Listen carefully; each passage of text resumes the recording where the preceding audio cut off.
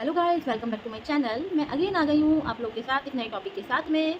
Guys, मेरे channel को like subscribe ज़रूर करिए आप, ताकि मेरी वीडियोस आप तक ज़रूर आए पहुँचे। लाइक सब्सक्राइब के साथ एक ऑल का ऑप्शन आता है, उसे ज़रूर प्रेस करके आप रखिएगा, तभी आपको पता चलेगा जो भी शॉर्ट्स वीडियोज़ मैं अपलोड करती हूँ तो उसका नोटिफिकेशन आपके पास तभी आ पाएगा। ओके, चलिए गाइस, टाइम को वेस्ट ना करते हुए टॉपिक स्टार्ट करते हैं। आज का टॉपिक है हमारा बैंक अकाउंट ओपनिंग के टाइम जो आपको बैंक एक नेट बैंकिंग देता है, उसको लेके टॉपिक है। तो गाइस, कुछ कस्टमर होते हैं जो मतलब हमारा फ़ोन बैंकिंग और नेट बैंकिंग दोनों को मतलब एक समझ लेते हैं, लेकिन फ़ोन बैंकिंग और नेट बैंकिंग दोनों बिल्कुल अलग है। फ़ोन बैंकिंग बेसिकली होता है कि बैंक ने एक आपको फ़ोन में आपके प्ले स्टोर पे एक आपको ऐप दिया, वो होती है आपकी phone banking. Net banking particular क्या होता है कि आपको साइट पे जाना है। मैं कोटक महिंद्रा पे आती हूँ, जैसे सपोज दैट आपका अकाउंट है कोटक महिंद्रा में, आपको अपनी नेट बैंकिंग चालू करनी है। तो नेट बैंकिंग चालू करने के लिए आपको गूगल पे जाना है। गूगल पे जाके टाइप करना है www.netbankingkotak.com।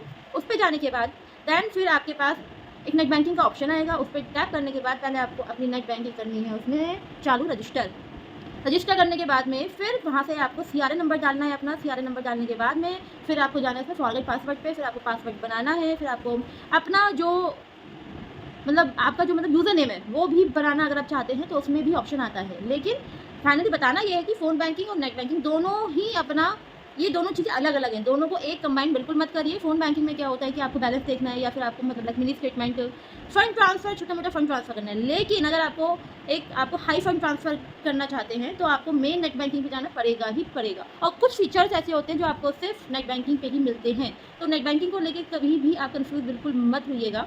अब सबसे बड़ी बात मैं आपको बताने जा रही हूँ, नेट बैंकिंग का बेसिकली क्या कॉन्सेप्ट होता है।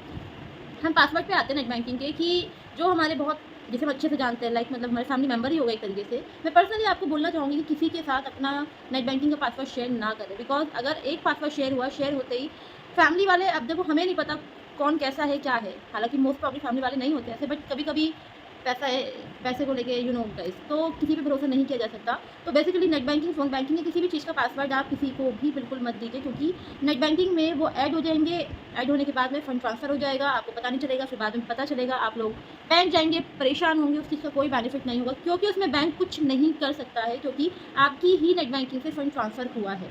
सिर्फ एक कंप्लेन होगी, कंप्लेन होके दैन आप घूमते ही रह जाएंगे, तो कोई बेनिफिट नहीं है। तो पर्सनली मैं ये बोलूँगी कि अपना नेट बैंकिंग का पासवर्ड या फ़ोन बैंकिंग का पासवर्ड किसी के साथ शेयर ना करें। तो गाइस, आज का टॉपिक यही लेकर आई थी मैं। छोटा सा टॉपिक बनाया है मैंने, क्योंकि लंबा ज़रूरी नहीं है कि एक लंबा टॉपिक बनाया जाए। जो चीज़ जिस हिसाब से है उस हिसाब से ही उतना ही टाइम वीडियो को दो। तो मैं इसे छोटे सा टॉपिक लेकर आई हूँ कि मैंने ये केस अभी 7 से 8 दिन पहले मेरे सामने आया है कि एक कस्टमर ब्रांच में आए हैं। उन्होंने कहा है कि मेरे अकाउंट से 15 लाख रुपए चले गए हैं। तो जब चेक किया गया तो उन्हीं की नेट बैंकिंग से वो पैसे शेयर किए गए हैं। मैं ये तो ओपन नहीं कर सकती कि किसने लिए हैं, लेकिन फैमिली मेंबर ही है। तो इसलिए ये कॉन्सेप्ट मैं लेकर आई हूँ, टॉपिक लेकर आई थी आपके साथ कि किसी के साथ अपना नेट बैंकिंग का पासवर्ड शेयर ना करें। सिक्योर रहें, सेफ रहें, सुरक्षित रहें। कुछ जानना चाहते हैं तो मुझे कमेंट सेक्शन में ज़रूर बताएं। ओके गाइज, मिलते हैं हम कल फिर से अगेन कोई एक टॉपिक लेके। Okay guys, tata, bye bye, जय श्री श्याम।